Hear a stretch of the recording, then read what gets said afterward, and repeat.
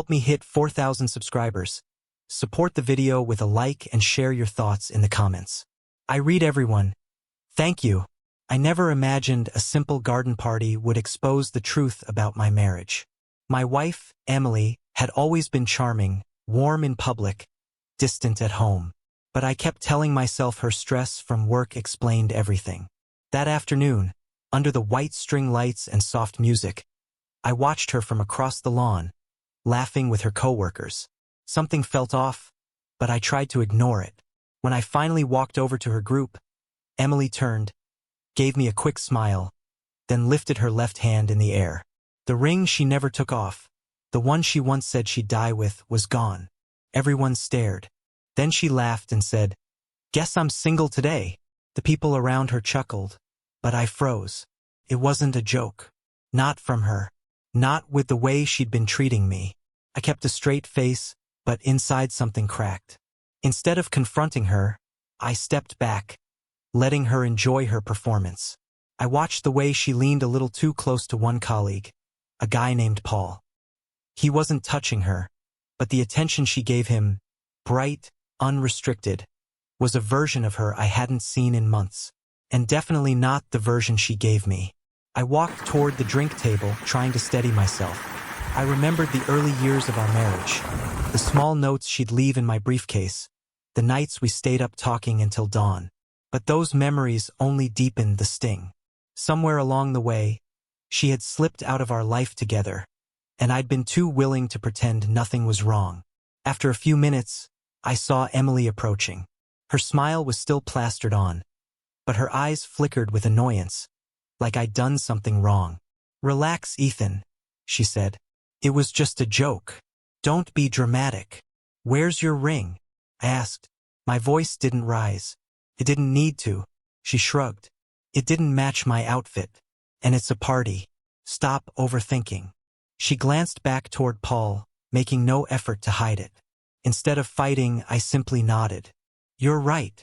She looked surprised. I'd never agreed so quickly before, but I had already made a silent decision. For the rest of the evening, I didn't follow her around. I didn't try to win her attention. I simply watched and paid attention, something I should have done sooner. Every laugh she gave him, every dismissive glance she sent me, every time she acted like her life would be better without me.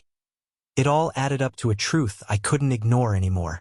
An hour later, she wandered off with her friends, leaving her phone on the table near me. I didn't intend to snoop, but a message flashed across the screen. Preview. Just enough. Paul. "So tonight, are you telling him?" She hadn't blocked notifications. That meant she didn't care if I saw, or she wanted me to. I didn't open the phone. I didn't need the full conversation to understand what was coming. Instead, I placed her phone exactly where it was and walked out of the party without a word.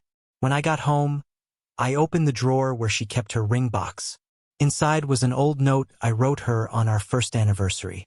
She had kept it for years, but not the ring. The box was empty.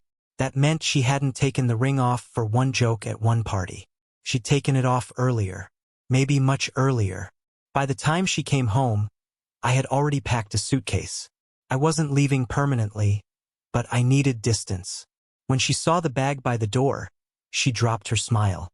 "What are you doing?" she demanded.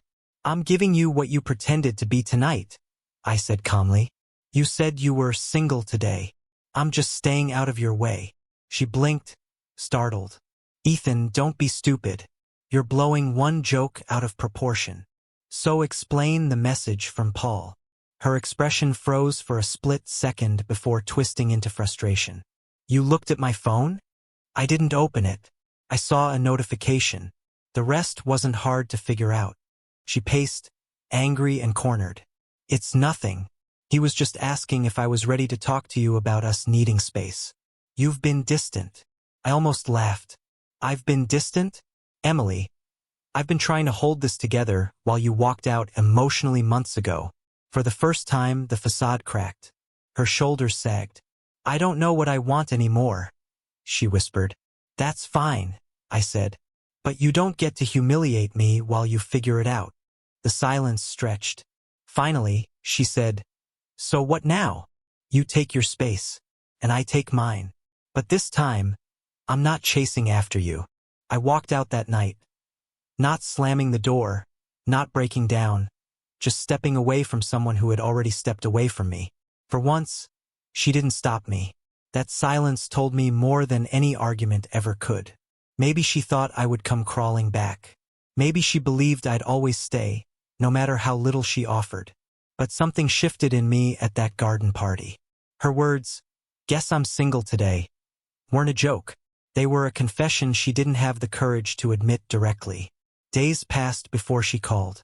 Her voice was small, unfamiliar. "Ethan, can we talk? Maybe someday we will.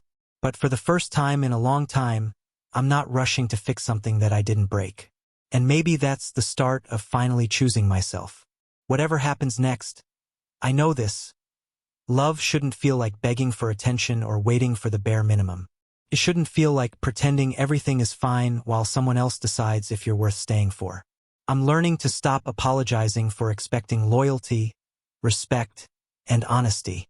And if Emily ever wants to rebuild something real, she'll have to meet me with the sincerity she once promised. Always.